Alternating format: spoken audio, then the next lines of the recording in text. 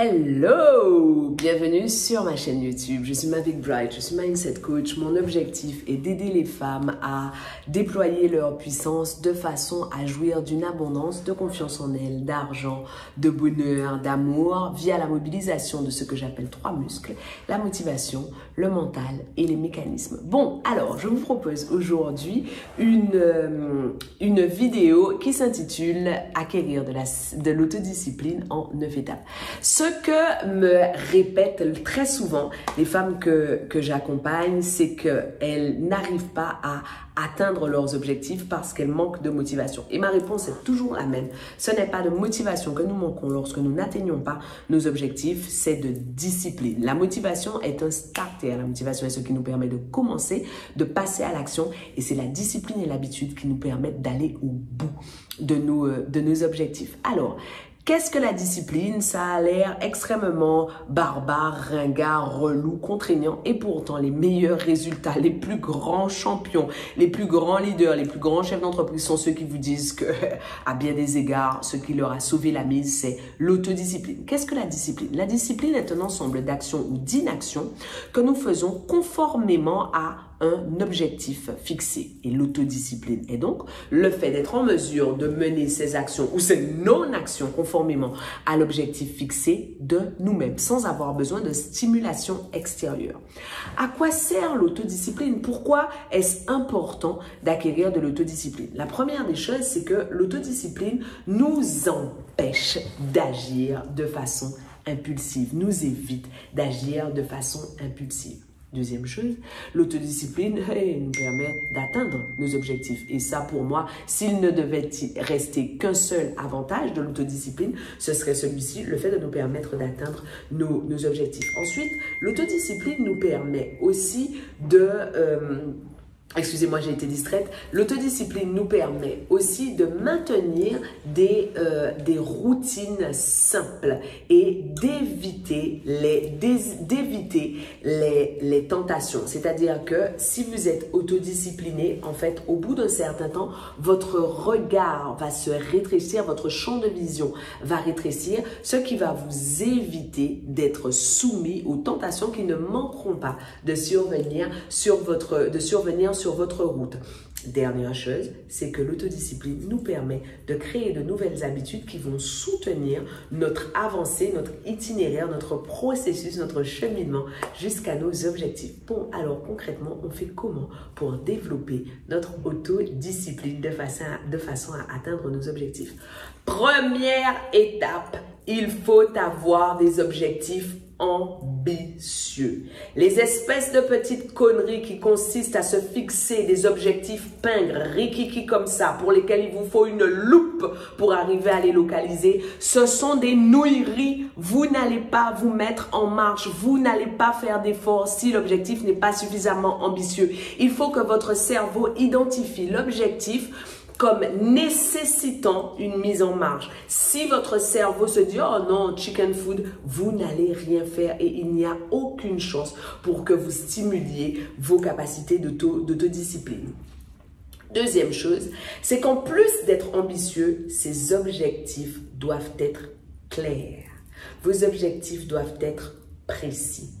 Vous ne devez pas vous dire « Je veux être riche ». Moi, quand je me dis « Je veux être riche », j'écris un chiffre précis sur mon vision board cette année et l'année prochaine, j'écrirai un chiffre plus élevé, mais tout aussi précis. Vous ne devez pas vous dire « je veux perdre du poids ». Vous devez vous dire « je veux perdre tant de kilos », « je veux perdre tant de centimètres de tour de taille ». Vous devez avoir des objectifs précis. Vous dire « je veux être heureuse » n'est pas un objectif précis. Vous devez décomposer le bonheur, identifier pour vous les variables du bonheur et dire dans telle variable je veux telle chose, dans telle autre je veux telle chose, dans telle autre je veux telle autre.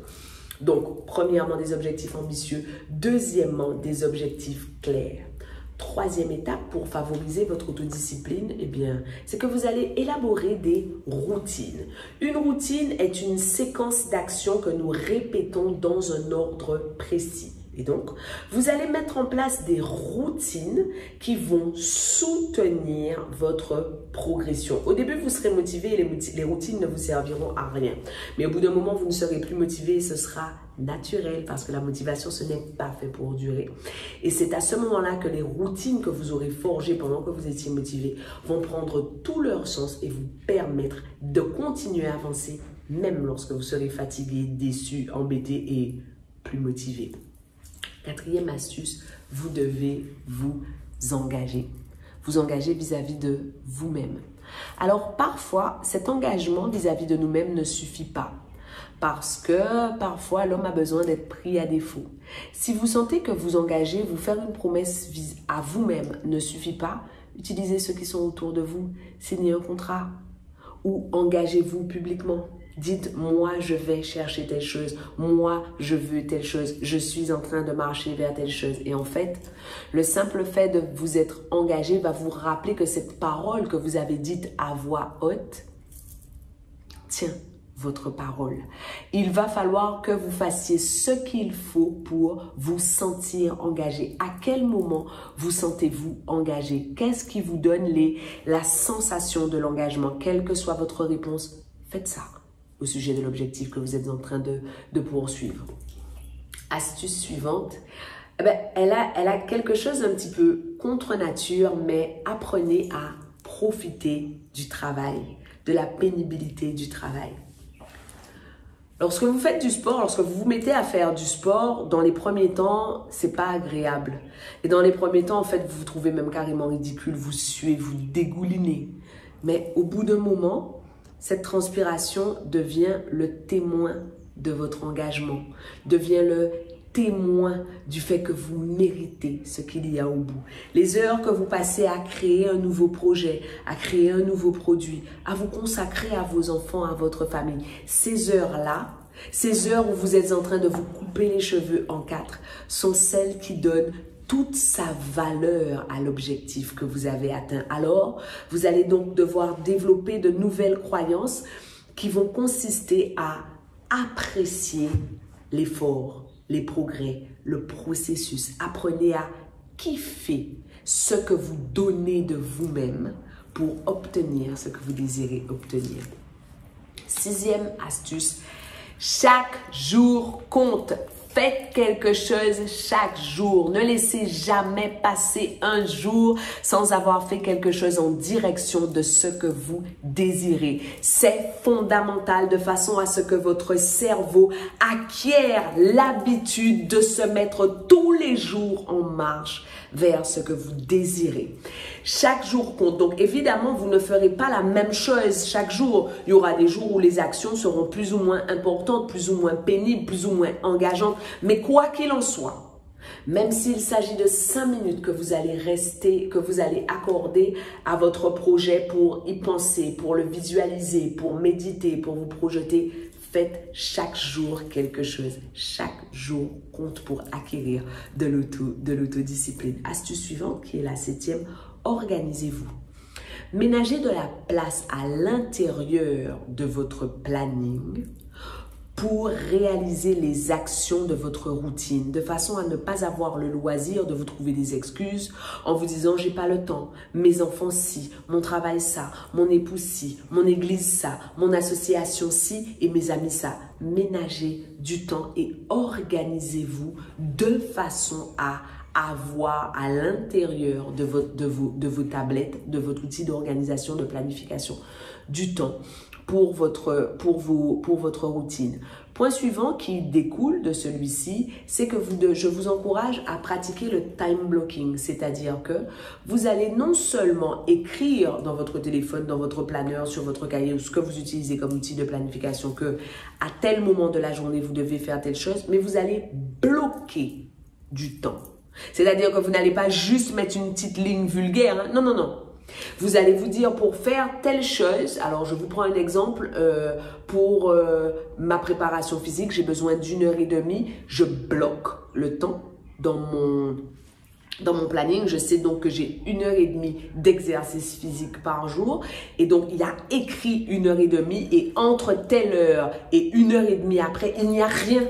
Il n'y a rien parce que cette période est bloquée. Ainsi, il est beaucoup plus difficile à la fin de la journée de ne rien avoir fichu et de l'assumer parce que le temps était bloqué. Vous devez vous rendre des comptes à vous-même. Vous vous êtes engagé vis-à-vis de vous-même. Qu'avez-vous fait de ce temps qui était du temps dédié à votre exercice physique, à votre routine ou à ce que vous voulez? Et dernier point pour favoriser l'émergence de l'autodiscipline pour vous, c'est accepter de vous livrer à la lutte mentale. Accepter de vous engager dans le combat. Avoir des pensées négatives, être exposé aux tentations, avoir la flemme, avoir des coups de mou, tout ça est normal et fait simplement de vous un être humain. Il faut que vous vous armiez à l'intérieur des périodes où vous êtes au top, où vous êtes la machine, où vous êtes la Beyoncé de votre vie. Il faut que vous vous armiez dans ces moments-là pour verrouiller des routines solides pour être en mesure de livrer le combat dans les moments où vous êtes vulnérable. Parfois, alors que je suis en pleine préparation physique avant un show, j'ai super, méga, hyper envie d'une part de frites sur lesquelles je vais faire fondre, sur laquelle je vais faire fondre du fromage. Bah, ma voiture, c'est moi qui la conduis. Je peux à tout moment faire un détour, aller acheter ma part de frites et revenir saupoudrer du fromage, mettre le tour dans le micro-ondes et l'engloutir. Et je peux aussi choisir de livrer la bataille. Je peux aussi me mettre en ordre de marche et questionner ma motivation. Pourquoi j'ai commencé? Qu'est-ce que je veux réellement? Quelle image cette part de frites que j'aurais mangée à ce moment-là alors que je me suis engagée vis-à-vis de moi-même me donnera de moi? Quel est l'engagement que j'ai pris? Quand est-ce que je l'ai pris? Pourquoi je l'ai pris? Quelle est la routine healthy que j'ai mise en place pour les jours où ça arrive? Parce que ça arrive. Qu'est-ce que j'ai mis en place? Et je suis prête à livrer la bataille, à livrer le combat. Je ne suis pas en train de vous dire que l'autodiscipline, c'est simple, que ça coule, que c'est toujours comme dans du beurre. Non, il y a des fois où c'est compliqué, c'est complexe. Et c'est pour ça que nous livrons la bataille, pour nous rappeler à quel point nous sommes grandes, à quel point nous sommes puissantes et à quel point nous avons le choix. Le choix de prendre des décisions qui vont nous permettre de mener l'existence que nous avons décidé de mener. Je vous laisse là en vous envoyant des paillettes au cadeau.